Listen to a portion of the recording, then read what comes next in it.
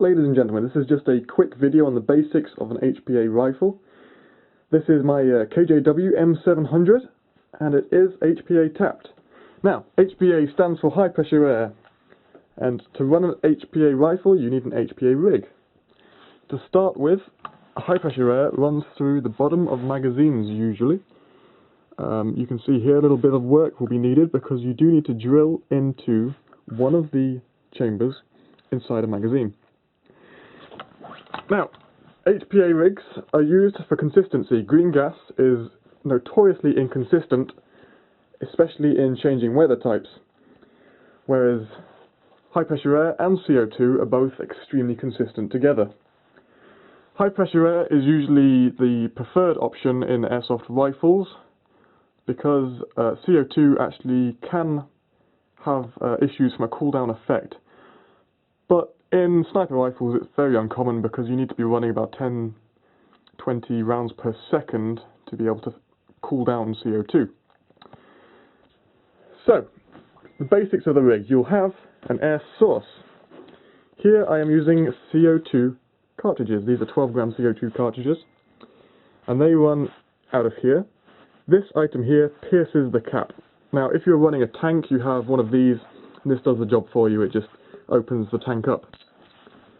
You can see that the cartridge on the right here has been pierced, the one on the left has not. These cartridges, no, they run at 900 psi. That is a lot of pressure. A gun usually fires below 120. So to get this from 900 psi to 120 we use what is called a regulator, which is where this comes in. This is a Ninja LPR, which is based on the Firebase Redline. And you can see there that it's running just around 100 psi at the moment. Now this prevents the gun from exploding because the pressure is too high within there. Now, a lot of people nowadays are running dual regulators. I'm actually running two, simply for safety reasons. I don't want any sort of anything going wrong in the field. But what I've done here is I've got this regulator running through a cable to a secondary regulator, which is the Custom Products V2. That's actually going in the stock at some point. And then that runs through this cable at the bottom here to the bottom of my magazine. So gas rifles, as you know, have no pullback, like there's no resistance in the bolt there. It's all very smooth.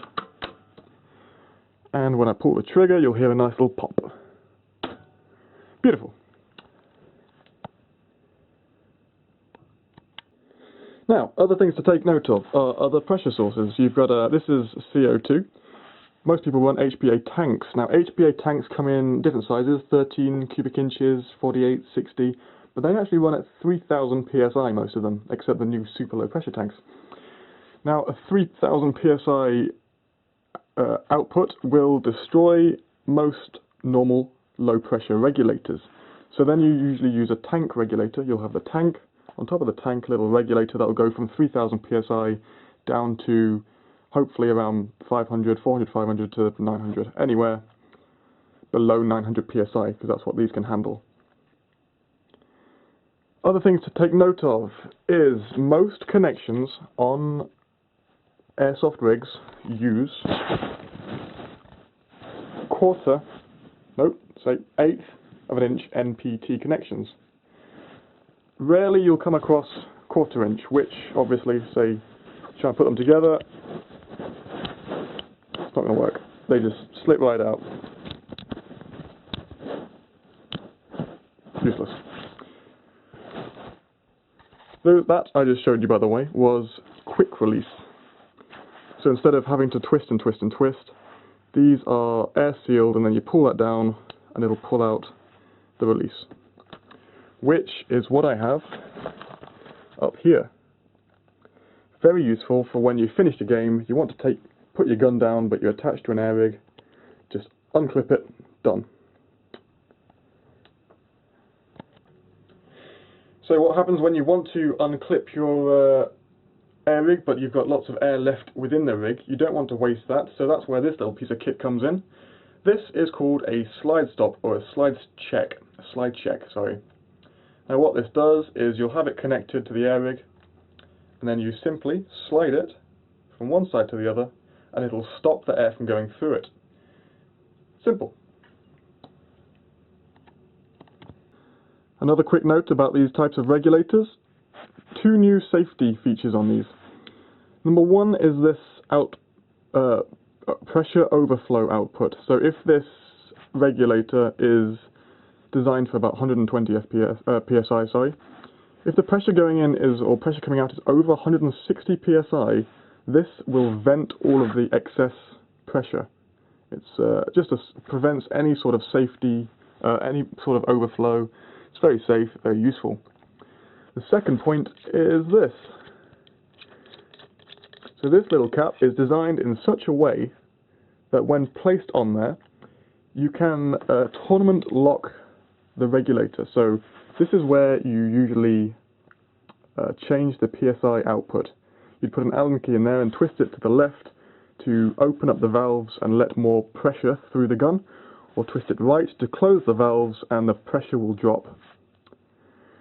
This over the top of it with a what's it called, a tie, thread tie, can prevent anybody from putting an Allen key in the end and changing the pressure.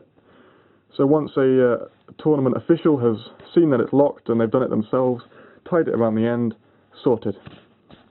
No cheating. So that's a lot of information to take in very quickly about an HPA rifle if you're new to the whole gig. It's worth it though. It's expensive to start up and time consuming as well. When you first buy a regulator, for example, you need to put 1,500 to 3,000 rounds through it before it even starts to regulate within 5 FPS. So it does take some time. I hope you enjoyed, hope you learned something. Happy hunting.